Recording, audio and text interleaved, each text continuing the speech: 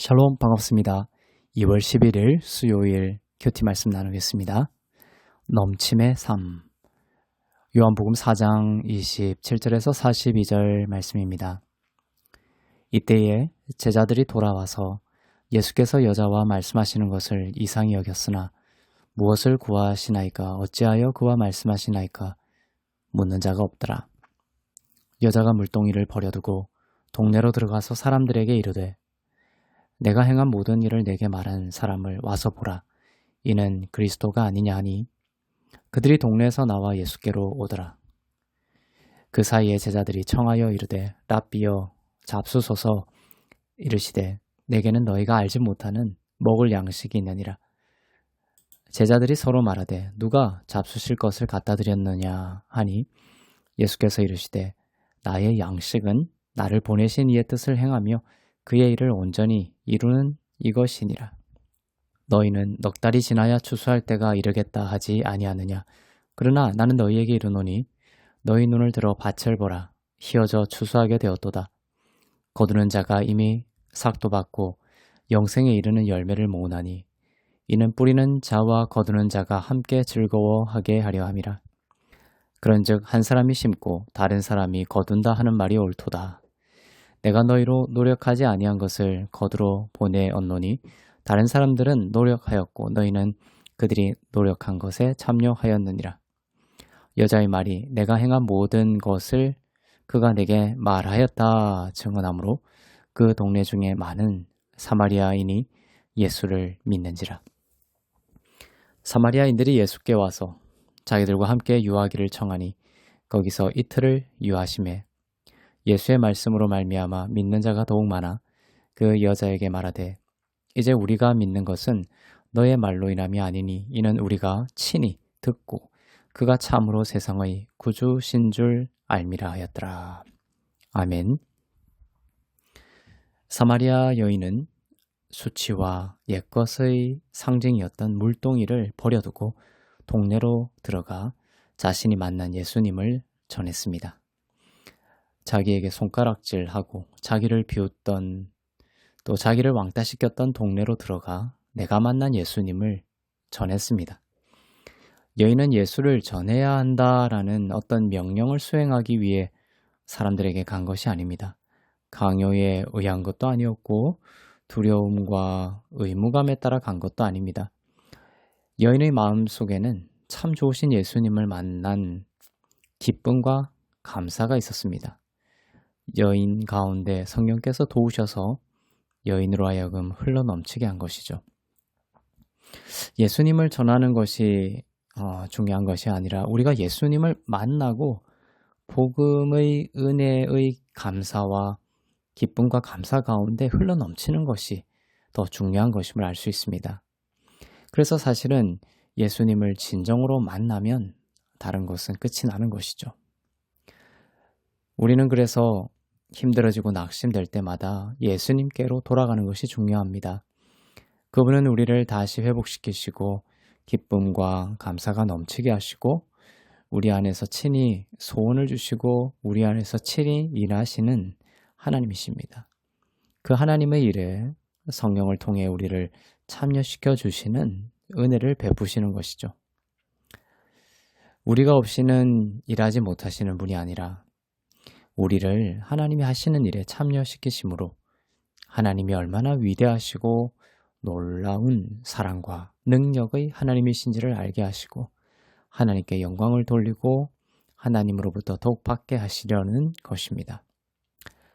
동네에 가서 전한 여인의 이야기는 대단한 것이 아닙니다. 하나님은 각자를 그 모양대로 사용하십니다. 베드로도 사용하시고 학식이 높았던 바울도 사용하십니다. 내가 저 사람보다 이것저것이 부족하여 하나님이 일하지 못하실 것이라는 것은 틀린 생각이죠. 하나님은 우리의 모양 그대로를 사용하셔서 그분의 위대하심을 나타내시는 분이십니다. 여인은 내가 만난 예수님을 그저 전했지만 하나님은 그것을 사용하셔서 마을 사람들이 예수께 나오도록 역사하셨습니다. 나의 연약함에 집중할 것이 아니라 하나님의 위대하심과 하나님의 역사를 신뢰하며 내가 만난 예수님과 내가 알게 된 예수님을 이야기하고 향기 낼 수 있는 기쁨과 감사의 우리가 되도록 하나님이 도우실 것입니다. 예수님은 이 사건의 처음에서는 배가 고프고 목이 마른 상태로 우물가에 계셨죠. 그런데 사마리아 여인이 변화되어 동네로 가고 나서 예수님의 상태는 회복되고 활력이 가득한 상태가 되었습니다. 예수님의 특징 중에 하나는 우리에게 내어주시는 것으로 영광 받으신다는 것입니다. 사람들은 생각하기를 사람에게 받아야 영광 받으신다고 생각하지만 참된 하나님은 우리에게 내어주시는 것으로 영광 받으시는 분이십니다. 예수님이 오늘 사건에서도 그래요. 큰 영광에 이르시는 것이죠.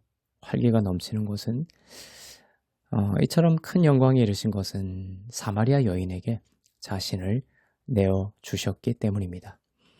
예수님이 우리에게 어떤 것을 요청하실 때에는 이처럼 넘치게 내어주시는 것을 먼저 약속하시고서임을 잊지 말아야 합니다. 얼마나 부어주시려고 그러시냐를 소망하게 하죠. 예수님은 십자가를 염두에 두고서 요한복음에서 계속 말씀하십니다.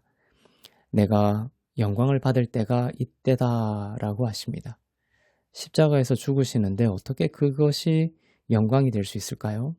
왜냐하면 십자가에서 예수님은 우리를 위해 자신의 모든 것, 생명까지도 내어주셨기 때문에 가장 영광을 받으시고 기뻐하심에 이른 순간이고 자리였던 것입니다. 십자가가요. 이 사실은 우리의 신앙을 송두리째 바꿀 수 있는 영광에 대한 바른 인식입니다.